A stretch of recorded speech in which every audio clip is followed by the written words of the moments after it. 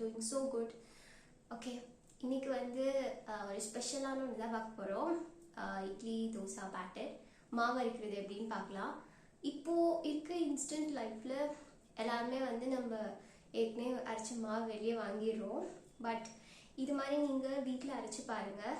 It will be healthier version, அதே மாதிரி காஸ்ட்டோ எஃபெக்டிவாக இருக்கும். ஸோ என்னென்ன இன்க்ரீடியன்ட்ஸ் எடுக்க போகிறேன்னு பார்க்கலாம். ஃபஸ்ட்டு வந்து இதுக்கு தேவையானது உளுத்தம் பருப்பு அண்ட் ரைஸ். இதுக்கு முக்கியமாக வந்து ப்ரொப்போர்ஷன் ரொம்ப முக்கியம். ஸோ உளுந்த பருப்பு வந்து நீங்கள் 1 கப் எடுத்தீங்க அப்படின்னா ரைஸ் வந்து 5 கப்ஸ் எடுத்துகிட்டு ஃபஸ்ட்டு இது நல்லா வாஷ் பண்ணிடுங்க. வாஷ் பண்ணிவிட்டு ஊற வச்சுருங்க.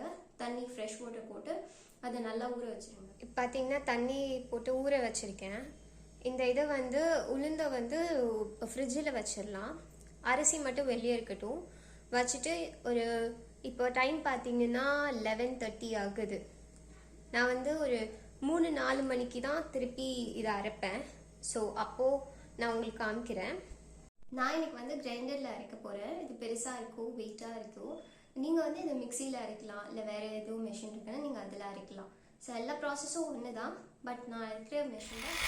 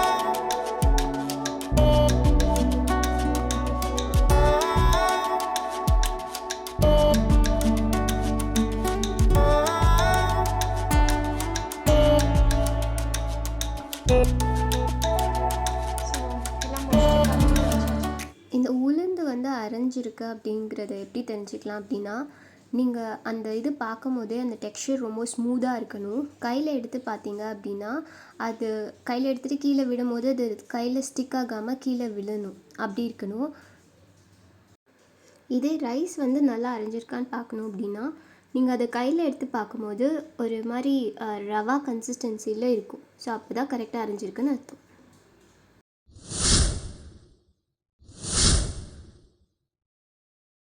நம்ம ஏற்கனவே பேட்டர் ரெடி பண்ணிட்டோம். பட் இதில் இருக்க மேஜிக் என்னைக்காவது நீங்கள் நோட் பண்ணியிருக்கீங்களா? அதுதான் ஃபெர்மெண்டேஷன்.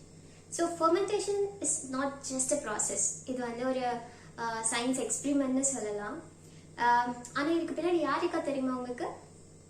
Let me explain. இதுக்கு பின்னாடி வந்து நம்ம போட்டோம்ல தால், உளுத்தம் பருப்பு, அதுதான் காரணம். இந்த உளுத்தம் பருப்பில் பார்த்தீங்கன்னா லாக்டிக் ஆசிட் பாக்டீரியா இருக்குது, அதில் ஈஸ்டும் இருக்குது. ஸோ இந்த லாக்டிக் ஆசிட் பாக்டீரியா என்ன பண்ணும் அப்படின்னா, நம்ம பேட்டர் ரெடி பண்ணி வச்சுருக்கோம்ல, அதில் larger molecules like starch, sugar, அதெல்லாம் வந்து ஒரு பெரிய பெரிய மாலிகல்ஸ், அது வந்து அது சாப்பிட்டுட்டு it produces carbon di oxide and amino acids. இந்த கார்பன் டை ஆக்சைடு தான் நம்ம பேட்டர் வந்து அப்படியே பொங்கி வருது இல்லை, அதுக்கு காரணம். நம்ம இட்லி கூட அப்படியே பஃப்னு வருது இல்லை, அதுக்கு காரணம் இந்த கார்பன் டை ஆக்சைடு வந்து அப்படியே எக்ஸ்பேண்ட் ஆகுறது தான் காரணம். இந்த அமினோ ஆசிட்ஸ் இருக்கனால தான் நமக்கு வந்து அது ஸ்மெல் பண்ணும்போது ஒரு ஒரு புளிக்கிற மாதிரி ஒரு ஸ்மெல், அப்புறம் அது நம்ம சாப்பிட்டா ஒரு டங்கி டேஸ்ட், அதுக்கு காரணம்லாம் இந்த அமினோ ஆசிட்ஸ்னால தான். ஸோ நான் முன்னாடியே சொன்னேன்ல, இது லார்ஜர் பார்ட்டிகல்ஸை வந்து அது பிரேக் பண்ணி ஸ்மாலர் ஆகுது அப்படின்னு. அது ஏன் அப்படின்னா, நம்ம டங் பார்த்தீங்கன்னா அந்த ஸ்மாலர் பார்ட்டிகல்ஸ் தான் ஈஸியாக சென்ஸ் பண்ணிக்கும். ஸோ சே ஃபார் எக்ஸாம்பிள், இப்போ உங்கள் வீட்டில் வந்து ஒரு கிட் இருக்காங்க, அவங்க வந்து கேரட் சாப்பிடவே மாட்டேங்கிறாங்க அப்படின்னா நீங்கள் என்ன பண்ணலாம்னா, தண்ணியில் வந்து கேரட்டை போட்டுட்டு அதில் உப்பு போட்டுட்டு ஒரு 1 வீக் அப்படியே வச்சுருங்க. அது 1 வீக் என்ன ஆகும்னா இதே ப்ராசஸ் தான், ஃபெர்மெண்டேஷன் தான் நடக்கும். ஸோ அப்போ வந்து அந்த டேஸ்ட் வந்து ரொம்ப டெலிஷியஸாக ஆகும். அப்போது நீங்கள் கொடுத்து பார்த்தா இது டேஸ்ட்டும் அதிகமாகும், நியூட்ரிஷன்ஸும் நல்லா இருக்கும். ஸோ இதுதான் ஃபெர்மெண்டேஷன் ப்ராசஸ். அதே மாதிரி ஃபெர்மெண்டேஷனுக்கு ரொம்ப முக்கியமான ஒன்று டெம்பரேச்சர். டெம்பரேச்சர் வந்து நம்மளோட இந்த hot temperature like 30 to 35 degrees செல்சியஸில் வந்து இந்த ஃபெர்மெண்டேஷன் நல்லா நடக்கும். ஆனால் நீங்கள் ஒரு cold situation like US, UK, Canada அந்த மாதிரி இதெல்லாம் வந்து இந்த டெம்பரேச்சரை கொண்டுட்டு வரதுக்காக தான் ஓவனில் வைக்கிறதோ இல்லை இன்ஸ்டன்ட் பாட்டில் வைக்கிறதோ அதெல்லாம் பண்ணுறாங்க. இன்னொரு முக்கியமான ஃபேக்ட் என்னென்னா, இந்த ரைஸ் வந்து இந்த ஃபெர்மெண்டேஷன் ப்ராசஸில் இன்வால்வ் ஆகாது. ஒரு 1000 இயர்ஸ்க்கு முன்னாடி நம்ம பேட்டர் ரெடி பண்ணும்போது இந்த ரைஸ் யூஸ் பண்ணலை. அப்போ யூஸ் பண்ணாத போது பார்த்தீங்கன்னா நம்ம இட்லி ரொம்ப கல் மாதிரி டென்ஸாக வந்துச்சு. அப்போ தான் வந்து வித் அன் இனோவேஷன் ரைஸ் வந்துச்சு. ரைஸ் வந்து ஒரு ஸ்மூத் டெக்ஸ்சர், சாஃப்டான ஒரு டெக்ஸ்சர், அதெல்லாம் கொண்டுட்டு வரதுக்காக நம்ம பேட்டரில் யூஸ் பண்ணுறோம்.